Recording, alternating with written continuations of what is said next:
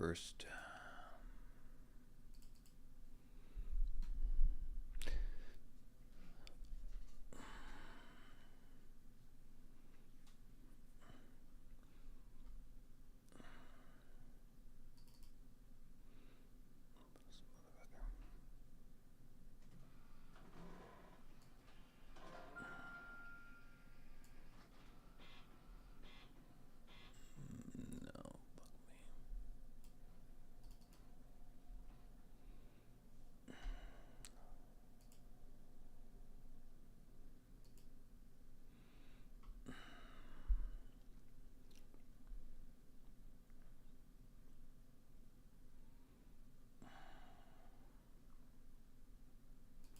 Are we streaming? Are we streaming? Manelli, Manelli, Manelli. Liza, Liza, Liza. Ha! That's me.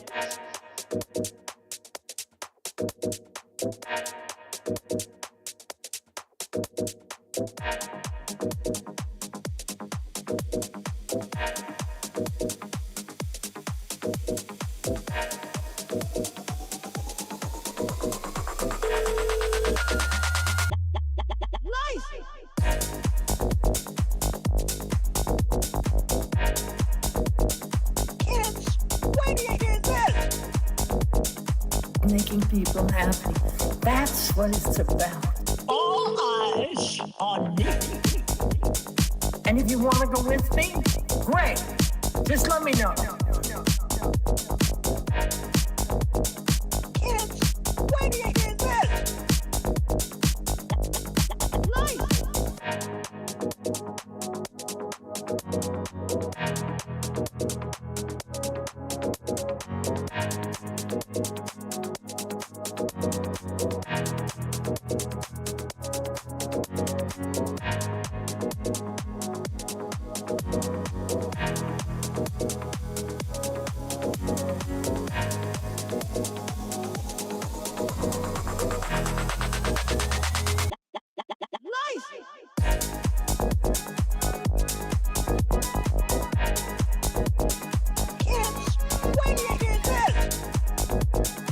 Making people happy, happy, happy. All eyes on me. And if you want to go with me, great.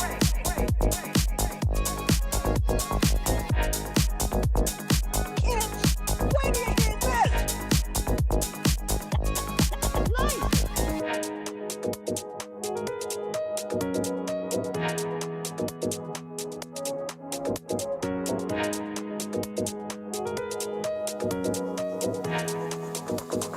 All eyes on me. Making people happy, happy, happy. Kids, where do you hear this?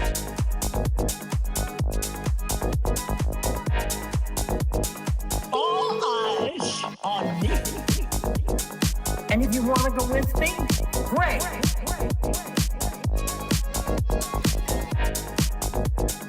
Kids, where do you hear this? Nice.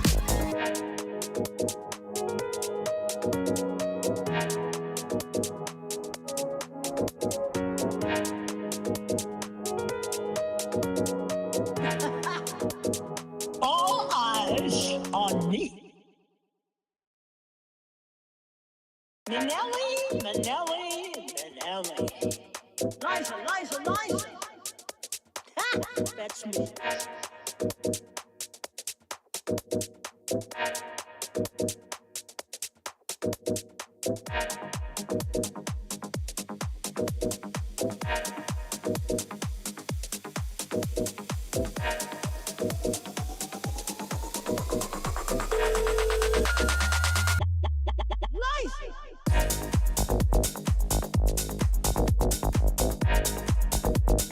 Kids, where do you hear this? Making people happy. That's what it's about. All eyes on me. And if you want to go with me, great. Just let me know. Kids, where do you hear this? Nice.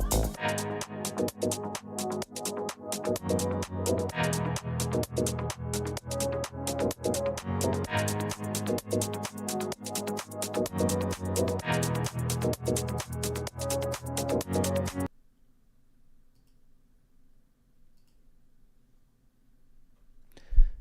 hello, hello, hello.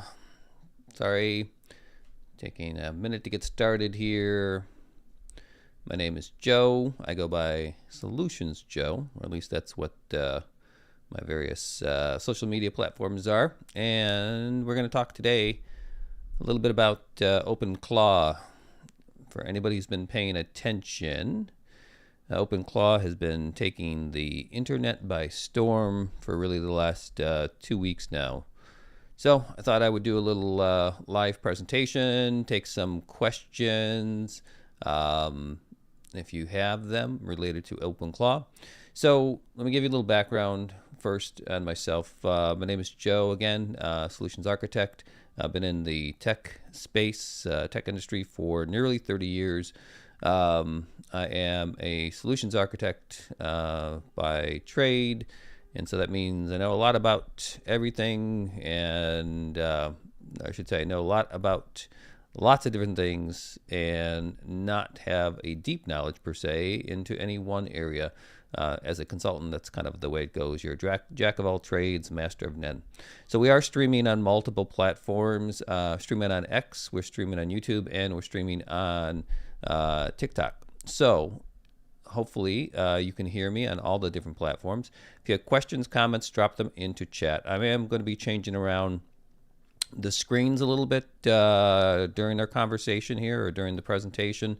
So you can see some of the screens that I can see in terms of some of the OpenClaw screens, things like GitHub, things like Shodan, which is a security site.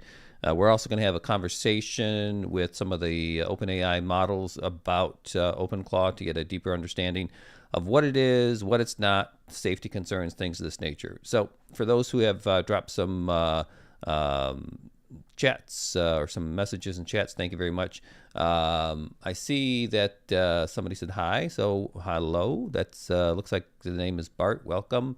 Somebody else dropped in a note that says, let's see, how somebody's dropped in what looks like a Valentine's note or a Valentine's question, which was related to how to get somebody's attention that you have feelings for. So that's a little bit off of the purpose of the channel in terms of tech, but my recommendation is be the zebra, don't be the elk. It's a simple analogy. It is an analogy that I think is really important in today's world if you are wanting to keep your job, and it also comes more or less from the dating world, and that is those people who stand out or make themselves stand out are more likely to find a connection with others. You don't want to just blend in.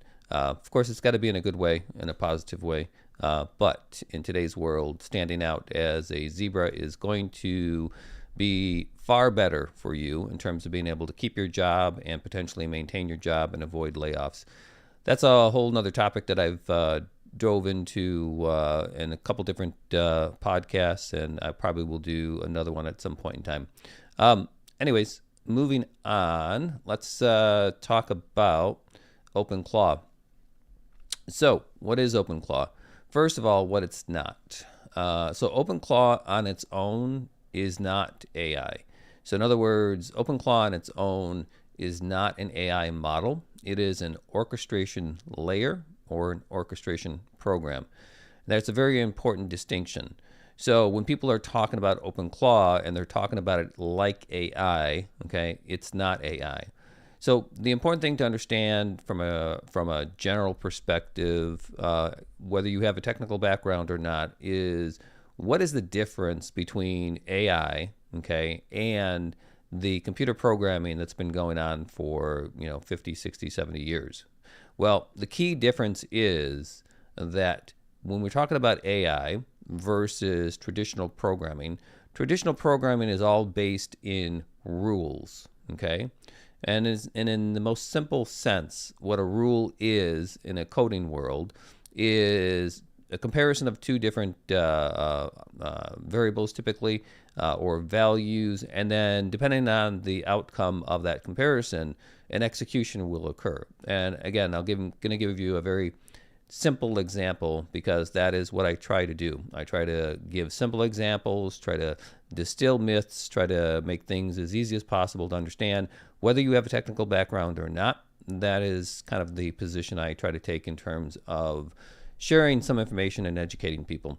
So what is an LLM from an AI perspective, right? So what it's not is, it's not a rules-based coding or rules-based engine, if you will. So in the simplest sense, what is a rule? Okay, think of it this way. If X equals 1, then do something. And if it doesn't, then don't do that thing. Or if X equals 1, then do something. As an example, print the words hello world. And if it's not equal to 1, print goodbye world.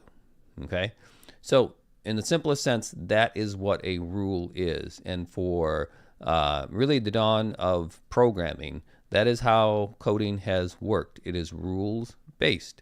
Now, of course, it gets a lot more complicated than that simple example. But the point being is, at the end of the day, that is how coding has worked for since its inception. Now, AI models are much different. AI models use something called inference and neural networks. And this combination of neural networks and inferencing, okay, is not rules-based. Nowhere within the underlying model itself, okay, are you going to find a rule like if X equals something, this is what's going to happen. It operates much more on a very complex mathematical type formulas, very similar to how our brain works in terms of how we distill information, process information, and reason out the various outcomes that we should be considering. So because of that, I think it's important to understand that distinction between basic coding or regular coding and what an LLM or AI model does. Now, if you can imagine, since it doesn't have hard and fast rules, when you give an AI model the ability to take on operations or actually perform actions, think of this on your computer, okay? You're giving something that is not hard and fast from a rules-based perspective, but strictly from an inference perspective, a significant amount of power on your computer, okay? And if it makes the right decisions, then great, everything works out just fine. If on the other hand, it doesn't make the right decisions, well, if you've given it literally 100% access to your system, okay, including accounts and emails and things of this nature, then anything is very possible in terms of the outcome. And it may be very negative or perhaps, positive.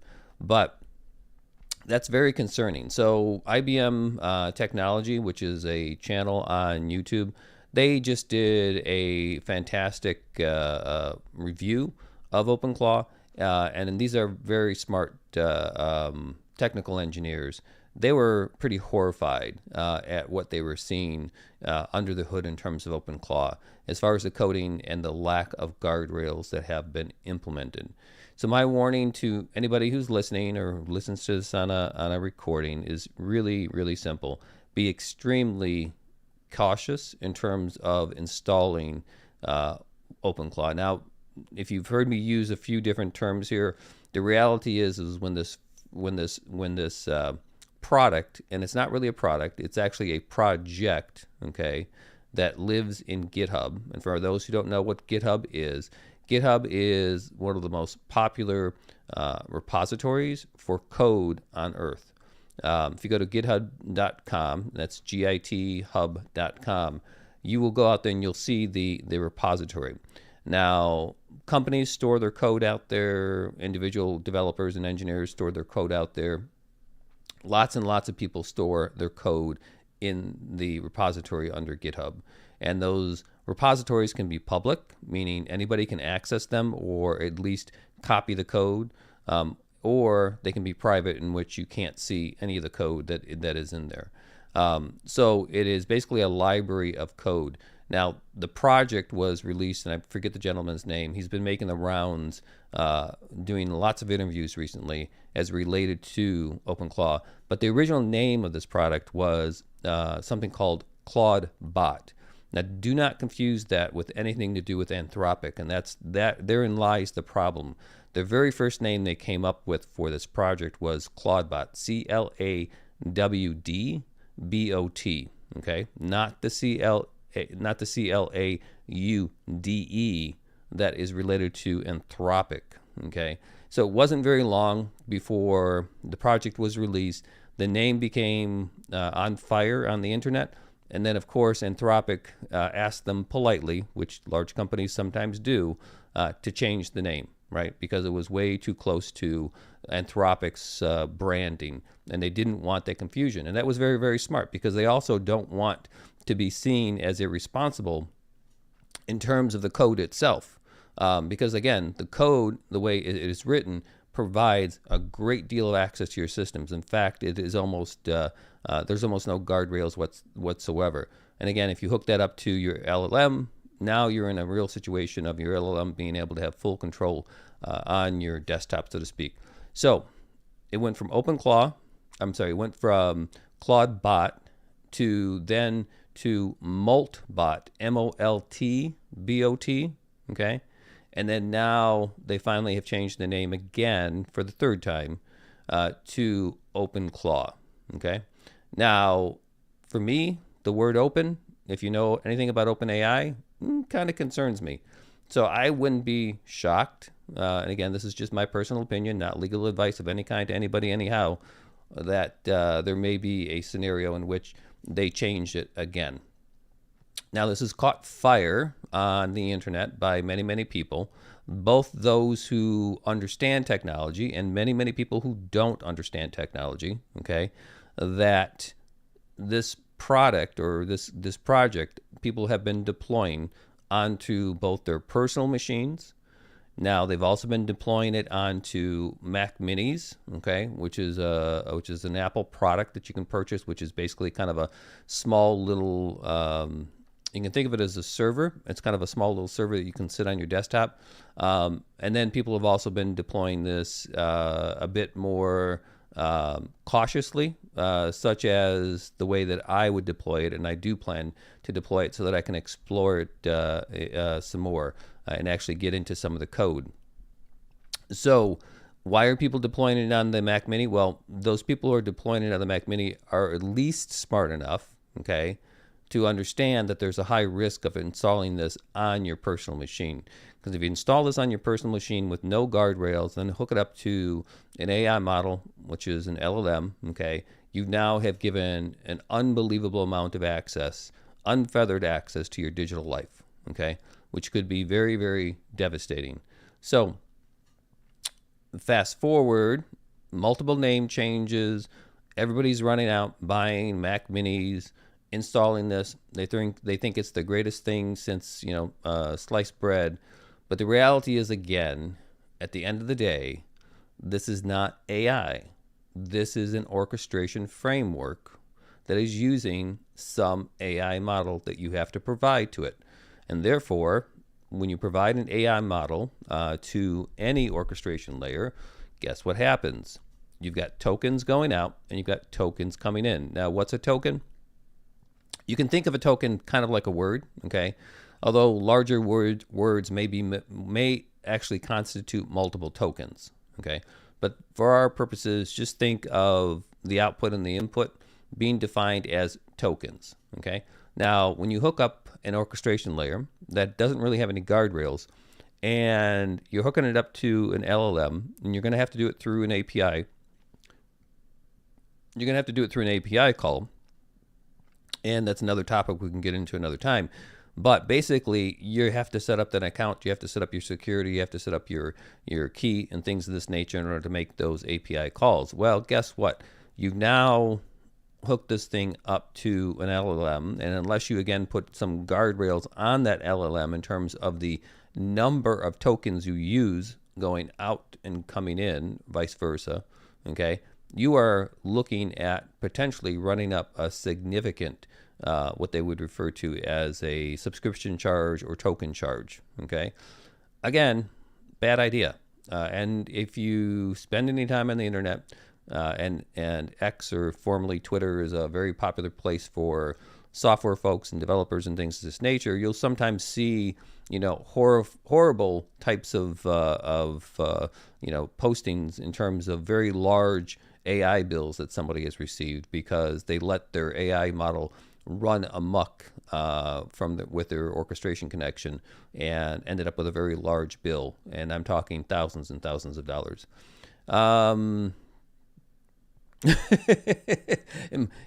I see another question coming in chat, and apparently, since it is Valentine's Day, happy Valentine's Day to everybody and anybody listening. I do not know why your mother hid the cotton candy in the attic. So it must be something in the air with Valentine's Day. Okay, so what are we going to do in terms of OpenClaw? So the first thing that I think I want to do is to add some context for those who are not necessarily familiar with GitHub. So let's take a quick look at where this project actually lives. And if you give me a second, I'm going to switch around some screens so that I can get some displays going here. Again, we are streaming on multiple platforms. We're streaming on TikTok, YouTube, and X all simultaneously.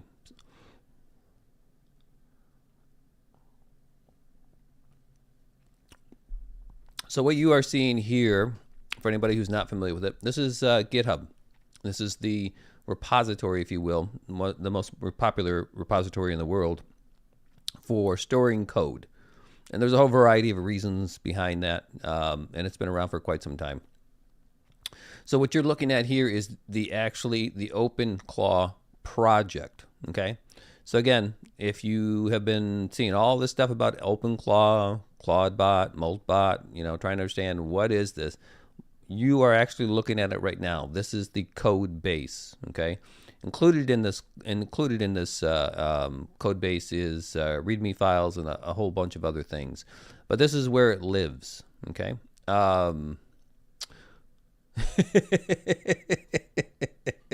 So again, I think we've got a Valentine's theme going on here. Thank you for the hearts. I appreciate it. It does mean a lot. So again, I've got multiple chat messages coming through from all the different platforms. I do see that somebody just mentioned ClawdBot sent my ex-girlfriend feet pics. I wonder. That's from the Tasteful. I wonder if is that true or is that a Valentine's joke. Either way, it is pretty damn funny. But you point out a very real use case, or I should say a very real horrible use case. And that's the point, right? We have digital lives of all kinds, and those digital lives are full of some things that we may not want everybody in the world to see. So if you give a program, an orchestration along with an LLM, unfeathered access to your internet life and your digital life, it's kind of freaky. So I'm real. The product is great. Those are bots. Yes. Hello. I think it's OD. Are you using OpenClaw, OD?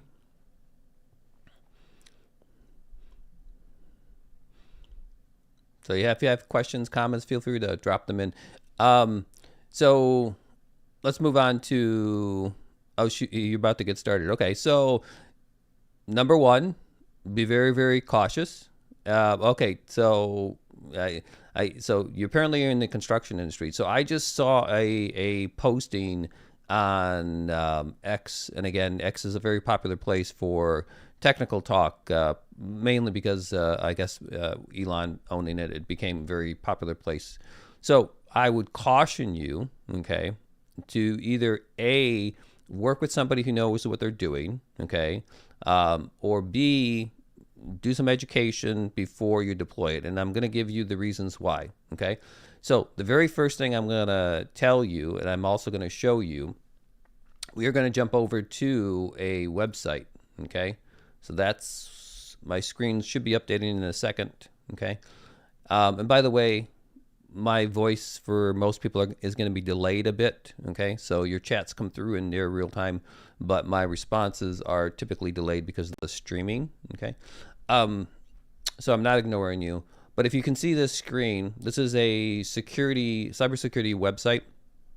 It's called Shodan. Anybody can create a free account and access it. And if you know how to search it, and of course there's instructions out there, you can get an idea of what's going on from a cybersecurity perspective. We started off with a number up here in the upper left-hand corner. For a few days ago, this was around 18,000. Now, what does that number represent? It represents the number of publicly exposed URL endpoints, okay, for the OpenClaw product or the OpenClaw dashboard. What does that mean? That means anybody on the internet, okay, and here's the information for all the different ways to get there, can go and literally open up your dashboard. Now, if you also made the mistake, which is very common, that you did not change the default login credentials for the installation, you then run into the problem that not only can somebody access it from the internet anywhere in the world, but they are going to, first thing they're going to do is try those default credentials. And if that gets them in, then they now have control of your dashboard. Now, the dashboard itself contains a lot of configuration information, including a lot of connections to your other applications that you may want to use, whether they're emails or, in your case, you're with your construction company. Maybe it's connected to your accounting system or your customer service system or any of these things. And all that information then starts to become exposed. So I would caution you that it's exciting, and it's exciting to automate, especially a lot of the mundane business operations. I get that. The world I work in as a solutions architect, that's kind of what I do all day long. But you got to do it cautiously. You got to make sure that you've got the proper security in place so that you don't accidentally find out that your digital life has been basically fully exposed. Okay, so like I said, about 8 days ago, the number of exposed URLs was around 18,000. We are now up to nearly 32,000 of these being exposed. And these are in, it's not real time, but it is pretty accurate that we're still looking at 32,000 exposures out there. So that's concerning. So what you can do? Number one is, if you're going to deploy it, do not deploy it in on your personal desktops. In the case of the construction company, do not deploy this on a work computer. Okay, you want to deploy it ideally in what is referred to as a VPS. That's a virtual private server. Okay, and the virtual private servers, they live in VPCs basically, which is virtual private clouds. Now, let me just break that down as simple as I can for you. What's a virtual private cloud? Think of AWS, which is Amazon's web service, or think of Google's cloud, or think of Azure, which is Microsoft's product. There's also a number of other ones out there. The thing is that when you set up a virtual private cloud and then you set up a virtual private server in there, you have now created a gap, okay, is what we call it, between your potential OpenClaw environment and your systems within your business, your computers within your business. And that's very, very important, because you don't want them to have direct access. Okay, so that's number one. Number two, make sure your URL for your dashboard is locked down, so it's only accessible by you. It doesn't need to be accessible by anybody else. So you need to make sure that's locked down in such a way that it's only accessible by you. You can still access it over the internet, but there's ways to be able to filter out anybody else and only allow you into the dashboard access to begin with. And then you also want to make sure that you are changing your default username and passwords and using some secondary authentication or two-factor authentication on that at the very minimum, okay? That will give you a higher degree of confidence that somebody else is not going to be able to simply get into your system there. The excuse me, Dropbox, Monday, Notion. I'm not sure about Dropbox's services, to be honest. I've never used them. Notion, I think they offer some spin-ups as well. Now, be careful. I did hear that, I think it was Cloudflare was providing basically VPSs, virtual private servers, to spin up the OpenClaw relatively easily. And Cloudflare is security first, okay? So that would be, if you wanted a more simple, direct route to go, I would definitely look at Cloudflare as a way of deploying it. But again, I just stress that there's lots of opportunities here for exposure of not just getting into your system through the dashboard, as we're talking about, but also because of all the connections that need to be made and the integrations that need to be made to things like emails or accounting systems or phone systems or calendars, or if you're given any kind of access to financial information or credit card information to be able to purchase stuff on its own, those are where some real concerns come into place. It says, can I deploy it on NVIDIA's Jetson Ordnance? That's a good question. I don't know. I'm not going to give you an answer that I don't know. NVIDIA, I think, tends to be a bit more expensive than other platforms because they're really B2B type of scenarios. I would look at, personally, I'm going to look at AWS because they do have a free tier of servers. Although AWS is a bit challenging in the sense that, yes, they're free, but you can't really take them up and down. There is another one out there, I believe, that's called Paper something. Let me see if I can find the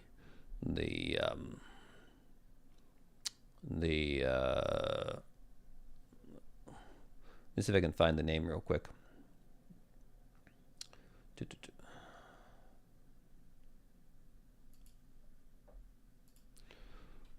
I used to use them. Let's see. Paper.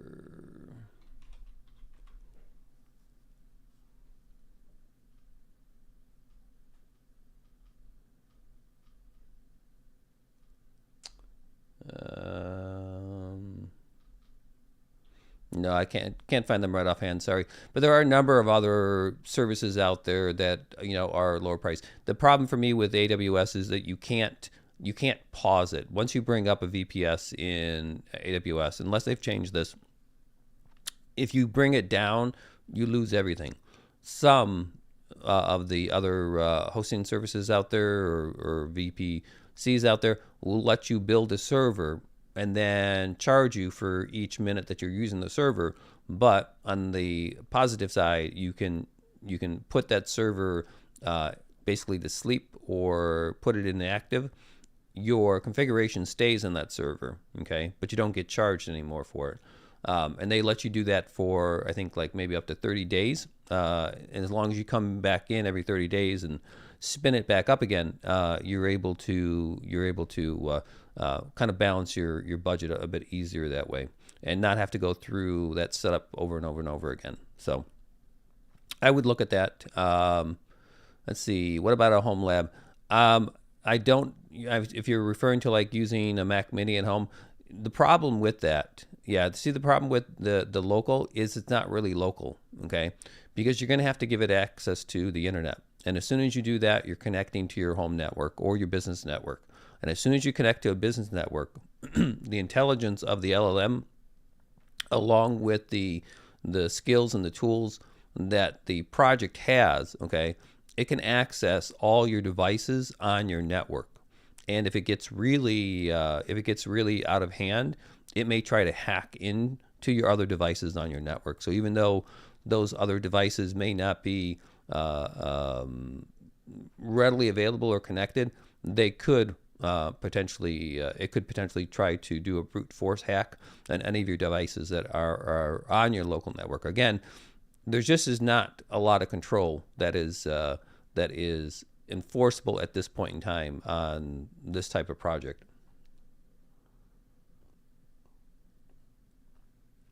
I would definitely recommend, if you're thinking about installing it, excuse me, IBM's got a great video out there, IBM Technology.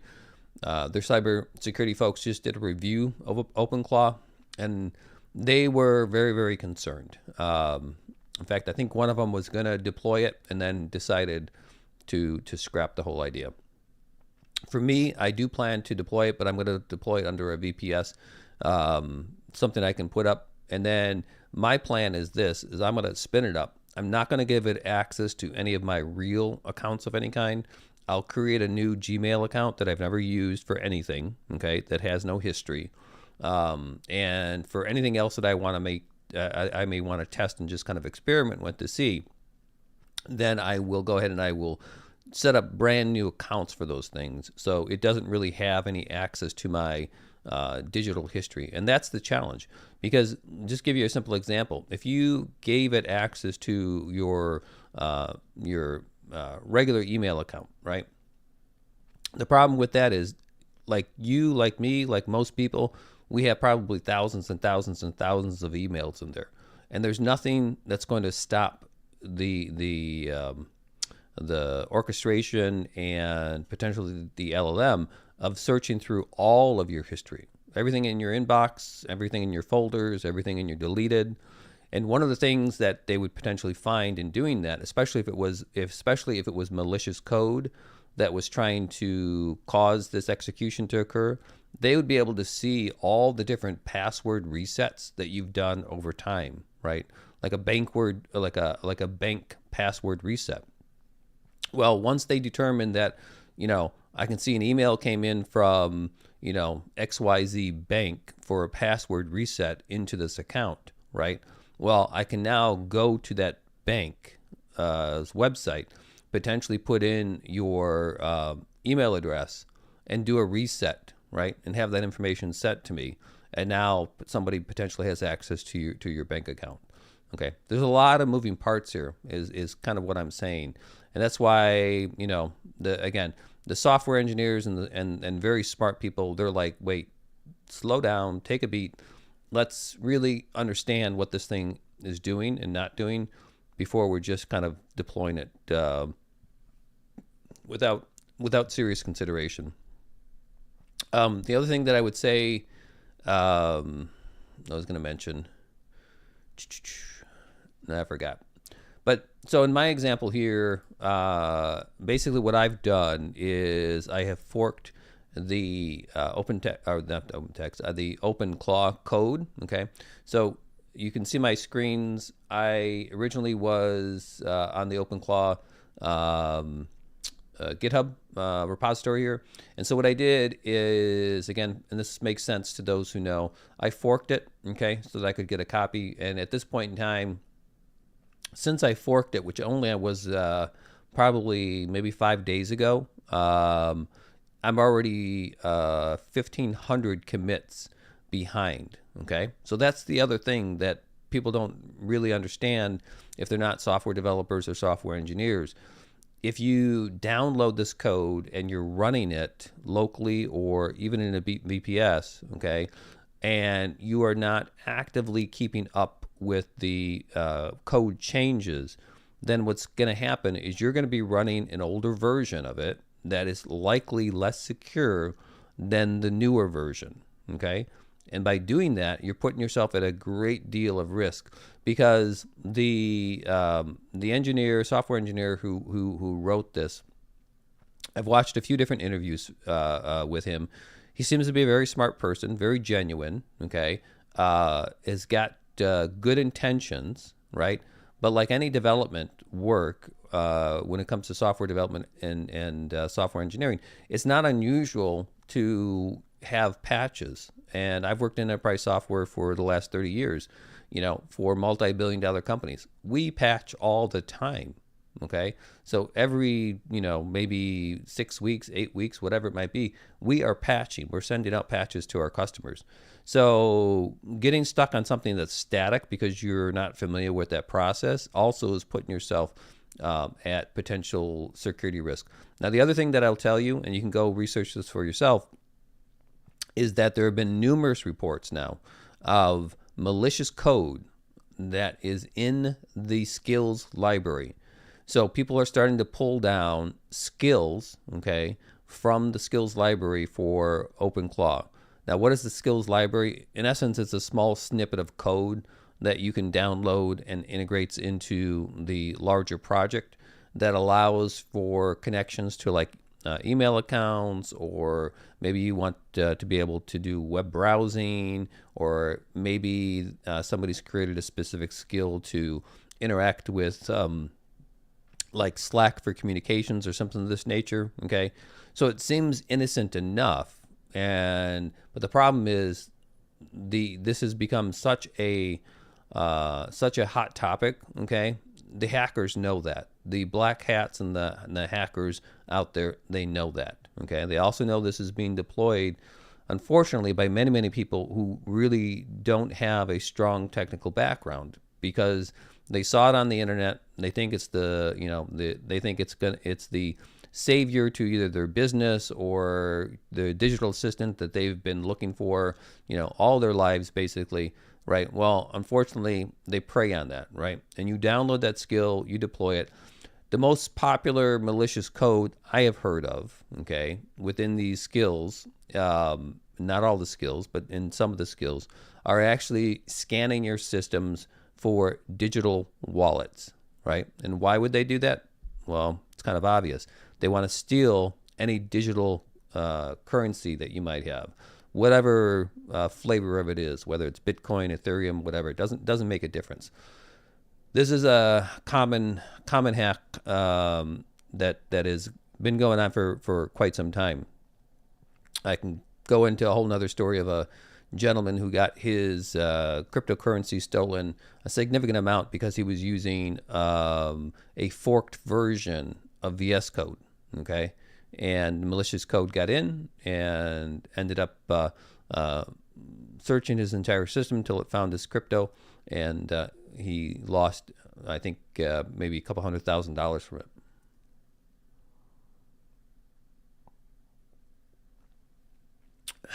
So anyways, just proceed with caution. So I went ahead and I forked the OpenClaw. And that tells me two things. Number one, I have a snapshot of the code, okay, which is great. Now, I am still connected to their code base, which is how my GitHub version knows that I'm literally 1,500 commits behind. And again, simple terms, commits are updates to the code, okay? So I'm 1,500 behind in just a short amount of time. So I'm actually going to go ahead and I'm going to sync my code on here. I'm not going to bother to do a compare. Okay. So I effectively just synced up with the latest and greatest of the project that's out there. Okay. Now, one of the reasons I wanted to do this is because there are great coding tools out there these days. Claude Code is fantastic, and OpenAI's Codex is fantastic, and I use both of them in the programming that I do. Now, what I wanted to do is I wanted to have a code base, a snapshot of the OpenClaw that I had access to, okay? And the reason I wanted to do that is because I want to use Codex, and I want to use Codex to do an analysis on this code to understand what's here, what's good, what's bad, what the concerns might be, okay? And these coding agents are gotten really, really good. Now, why wouldn't I just download this, put it onto my desktop, and run it through my own IDE? And again, IDE stands for Interactive Development Environment. My VS Code, why wouldn't I do that? Because once I do that, then the code is local on my machine. And if I were to either inadvertently execute it, or I was unknowingly downloading additional libraries, right? So depending on how it's built and running any type of agent tools against it, I might inadvertently download some additional libraries that I don't know whether are safe or not. So what I did is I forked it into my own GitHub account. Okay, so I've got a snapshot of it. Now what I did, and I'll show you this, is I'm able to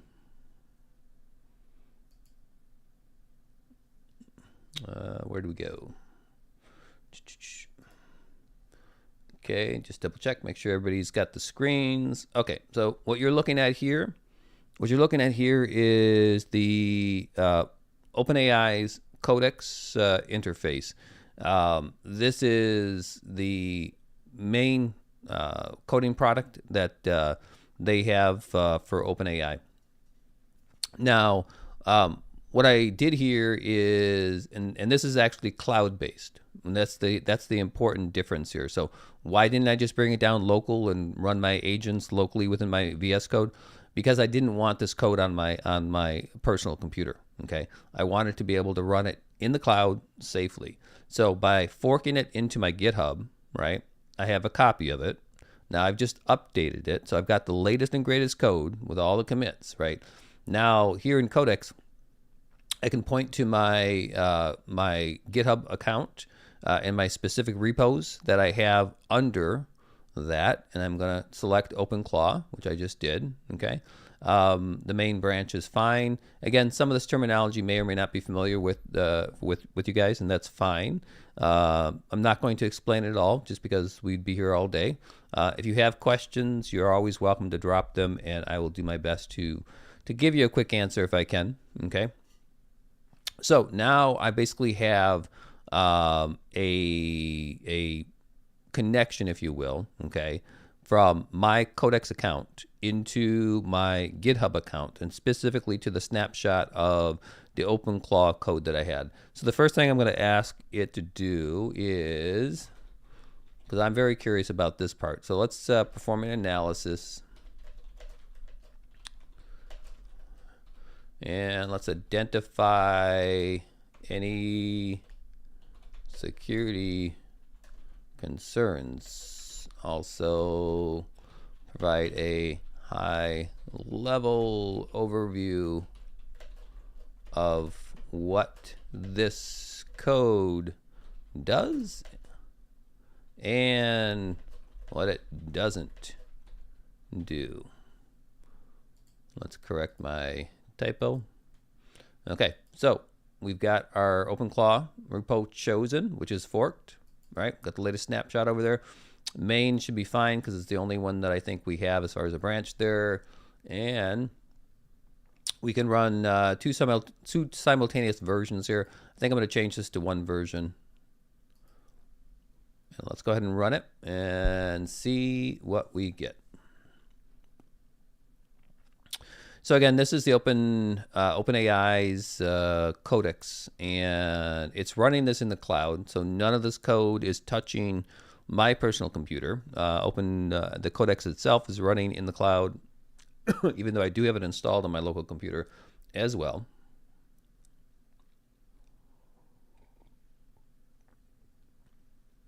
I hope everybody's having a wonderful Valentine's Day.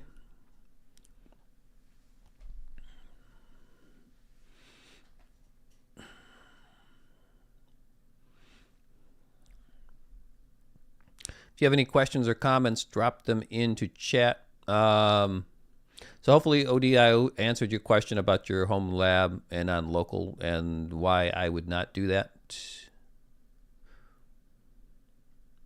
I did see, I don't know if I finished my story, but I did see OD, kind of a similar story of yours on X. Somebody kind of in one industry, and I might have been, I don't think it was construction, but I think it was like plumbing or something. And one was like helping out another plumber to implement this stuff. Again, I just don't think it's going to end very well. I've been in enterprise software for 30 years. I know the importance of security and guardrails. And honestly, it's more, I would say, a concern today or within the world of AI than it is within the other type of coding that I was talking about earlier in this conversation, right? Because this is not rules-based coding. This is an AI. And AI is all about inference. It's all about reasoning. And when it works perfectly, great. But when it doesn't, you can get some very odd behaviors, as well as you can have something called prompt injections, okay? And prompt injections is somebody who's maliciously writing a prompt to try to get the AI model, or specifically the LM, to spit out something that then causes those tools to take some very destructive action on their part, okay? And that's a real concern as well. So let's see. So right now we're in the process of analyzing the repo for security concerns. You can see right here is where we're getting our updates. And when it's finished, we will get more details.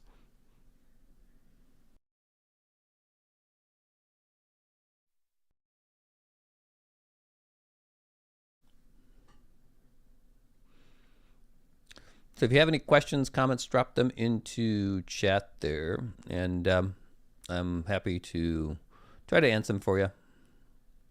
Give you some context, give you some understanding.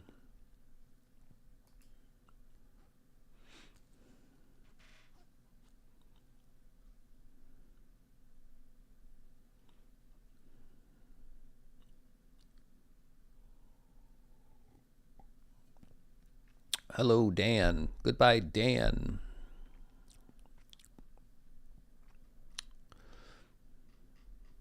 Live studio on TikTok. It's a bit interesting. There's a lot of notifications. A lot of things jump around. So we are streaming on multiple platforms: TikTok, YouTube, and X, all simultaneously. So I've got a few things going on, and so I apologize. I have to kind of look around and make sure everything's still running. But if you have questions, comments, drop them, and I will do my best to give you some information. If you have any general AI questions, feel free to drop them. Also, if you want any advice in terms of making yourself what I call a zebra, and getting out of the herd of elks specifically within your employment. If you're in a situation where you're working for a company, especially, and you are concerned about layoffs. There were 108,000 layoffs announced in January.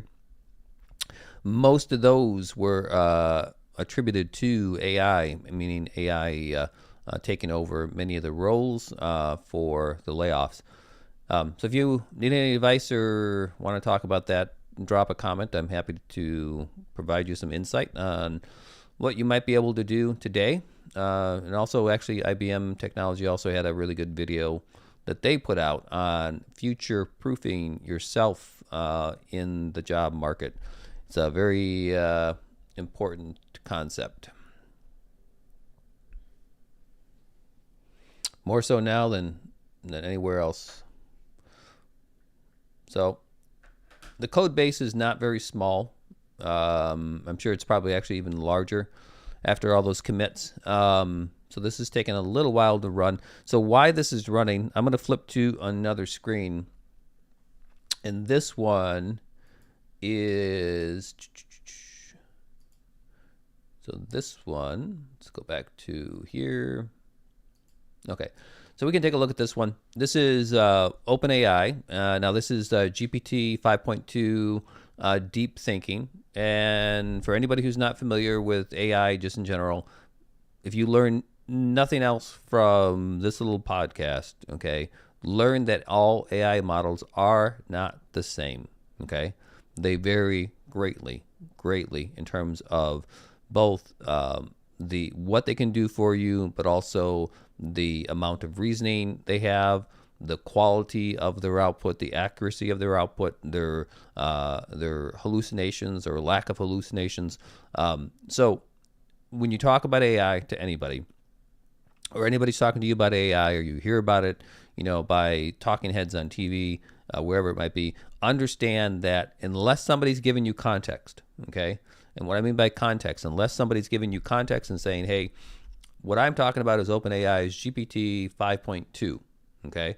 Or I'm talking about that very first Chat GPT when it came out, the one back in 2 years ago, the 4.0 or the GPT 3 or whatever it was. I used it. It was crazy. It was terrible. It lied to me so many times, right? They are not the same. They are not the same.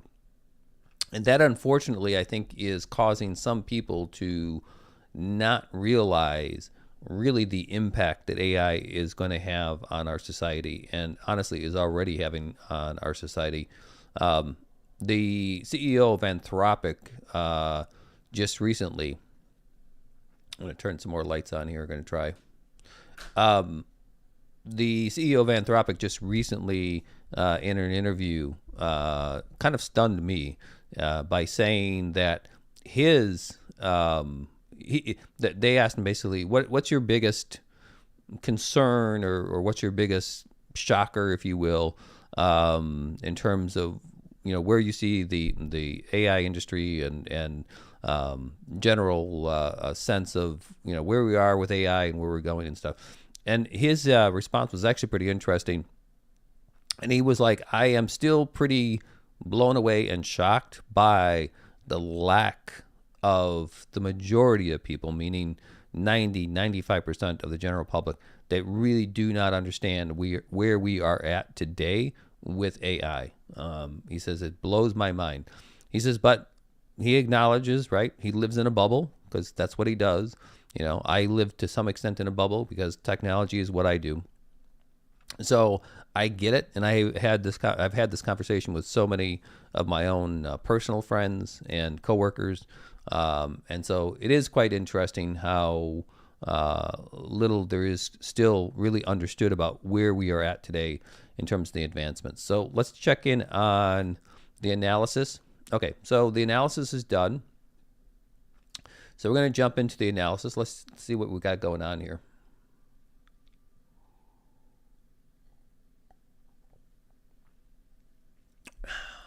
So let me try to pull this over.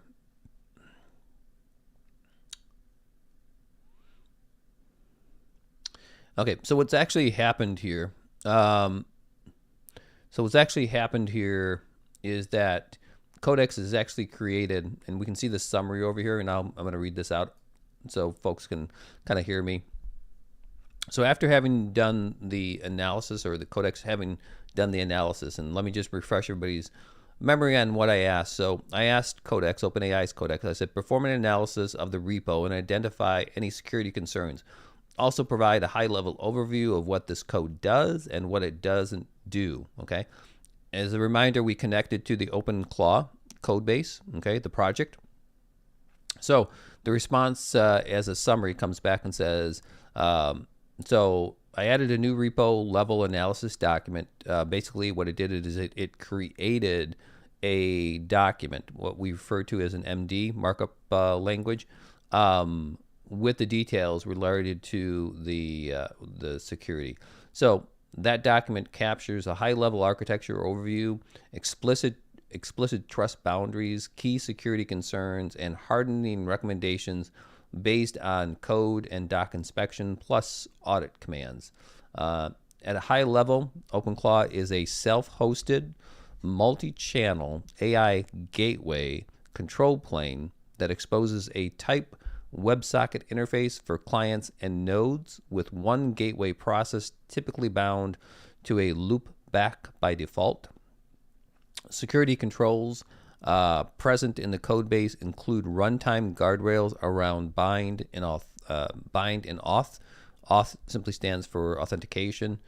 Combinations and trusted proxy tailscale modes, authentication verification with secret safe comparison, and rate limiting. So that rate limiting is a really important concept, right? And that's something I was talking about earlier. If you're connecting this to an AI model, you need to rate limit, because if you don't, you may end up with a very large build that you're going to be shocked with.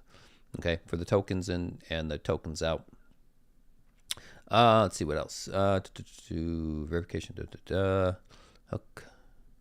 Okay. Rate limiting and a hook token handling that rejects query parameter secrets and throttles failed auth attempts. Okay, so they clearly have added more to this project for the purposes of security, although I don't think it's certainly 100%. It says what it does not do. It is not positioned as a perfectly secure managed boundary, stores local transcripts on disk, and treats plugins as trusted in process code, including NPM lifecycle execution risk during the plugin install. So NPM is a package manager for those who are familiar with it. I won't go into details for those who are not. The strongest practical concerns I identified are configuration-dependent exposure risk, especially missing gateway authentication, browser control, and browser control authentication. Tool blast radius if channel gating is loosened, plugin supply chain risk, and local file system confidentiality risk. These are detailed in the review file. Okay, so lots of interesting words there, right? For some of us, for others, probably understood a lot of it. So I'll try to break it down in as simple terms as I can. This is not a perfect situation, right? And one of the key things it's talking about is that you're pulling down other code, okay? And by pulling down this other code, which are also referred to as skills, you are opening your door for risk. And that's one of the bigger concerns. It's one thing to pull down packages from trusted sources and also from libraries that have built-in code review systems or security scans and things of this nature for that code. But it's a whole different story when you're pulling this stuff down from untrusted libraries. Okay. So that's pretty interesting. And again, we've got a pretty significant security document that it wrote. So if we look at the hardening actions, and I don't know if I can enlarge this. It's all the way at the bottom here. Let's see. Yeah, let me see. Okay, so if you can see behind my head here a little bit, and I'll move this over. So the hardening actions, let's get this a little bit larger. There we go. So the hardening actions recommendation, set and enforce gateway authentication. Okay. So that's a gateway authentication token or authentication password before enabling remote control surfaces. Keep gateway bind loopback only unless a deliberate authenticated reverse proxy tailscale setup is in place. So that's one thing that I would call out. That aspect of architecture, okay, is fairly complicated. And for most people to install this and have no idea what that means is very, very challenging, right? And put yourself at a great deal of risk. So you can run the OpenClaw security audit deep on every topology, config change, and address critical warn findings first. So I don't know if that picks up on the library changes or not. Keep DM policy at pairing allow list. See, this is the DM, right? What does DM stand for? Well, in this context, it actually stands for the same thing that it stands for the most part in real life, right? IRL, direct messaging, right? So one of the interesting things about the platform that they chose in terms of this is that they wanted you to be able to interact with it pretty much anywhere in the world, right? Where you could direct message, right? Whether it was a text message or WhatsApp or Discord or one of the other messaging services that's supported directly into it. So I see LLM degrader. Can you explain that last one? Which one? Can you give me a little heads up on which one that might be that you were asking about?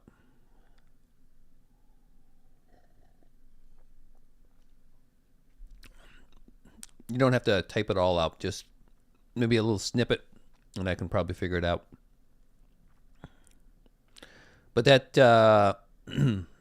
but that DM aspect is a real concern, and it's come up very early on, because if you think about it, if your direct messaging into your platform is not secure, meaning only you can send that direct message in, right? And think of a text message as an example. Who can send a text message to a phone number? Anybody in the world, right?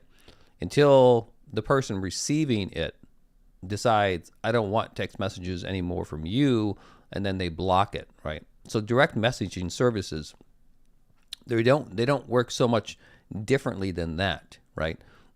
We've all gotten the spams, right? Or the, incredible offers for getting rich, that you can't pass up as direct messages, right? So if you have hooked your OpenClaw into one of these platforms and it's exposed, right, and it's receiving these messages, well, number one, unless you have got some guardrails around this thing, it may end up replying back to this unknown person. And if this unknown person is a hacker, they may quickly identify that, we've got something that's opened here that we could potentially exploit.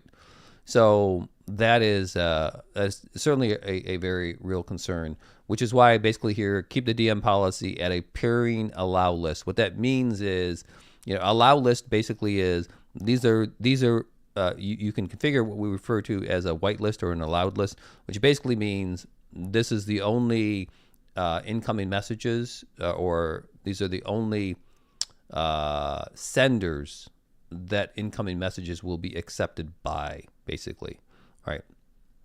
But again, you have to think about the platform you're using for communication, whether it supports that, whether it's secure or not, and whether that message is actually getting to the Claude or to the OpenClaw at all, right? Because what you don't want to do is, from a security perspective, you want to try to block things really far upstream if possible, so that they don't cause an overload on your system, because you don't want the LLM to have to say, oh, you're not authenticated, so I'm not going to take a request from you, because if you do that, you're costing yourself tokens for every person or every entity that's trying to hack into you, right?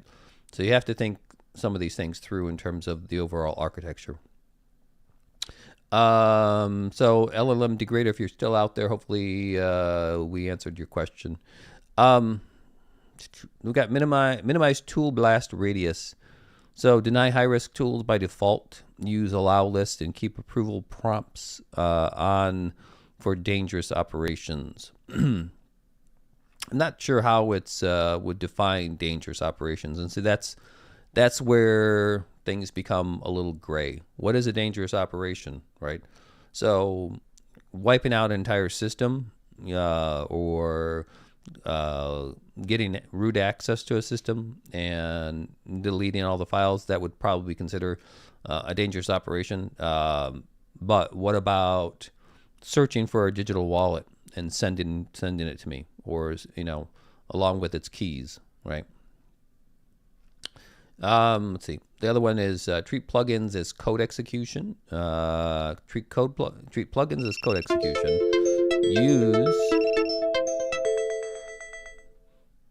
I got to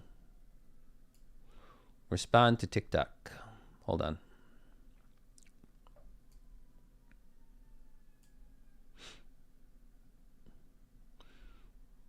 Okay, TikTok, we're still here.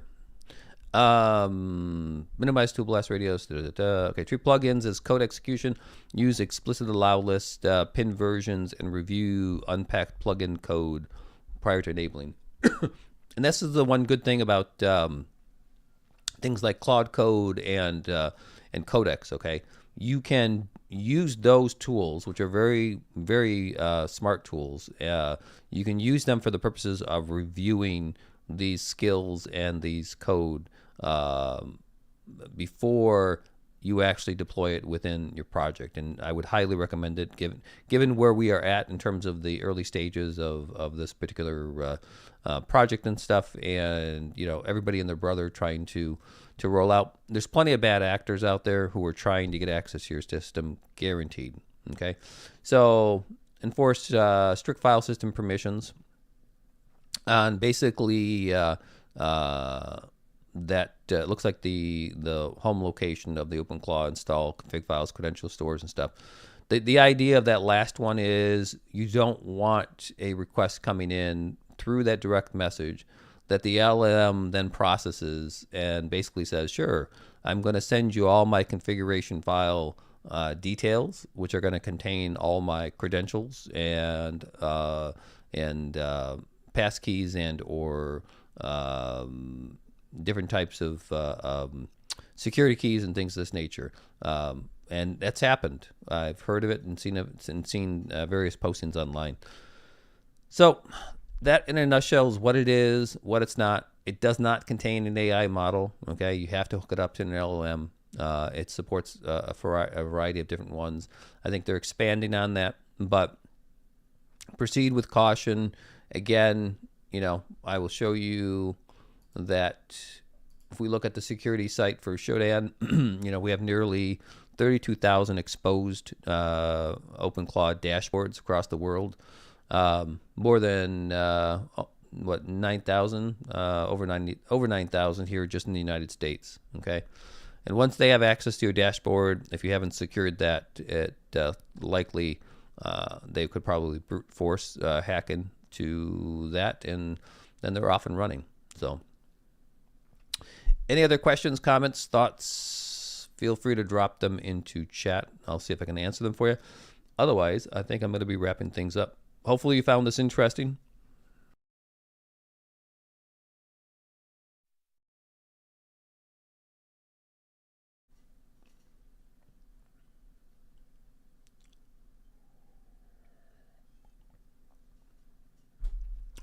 Okay, well, if you follow along or subscribe, depending on the platform you're on, I do plan to do an install on this because I'm curious on running it. I will be doing it on a VPS, a virtual private server, so that I can explore what it is, what it's not. I will not be giving it any direct access to any accounts that have any kind of historical information on me.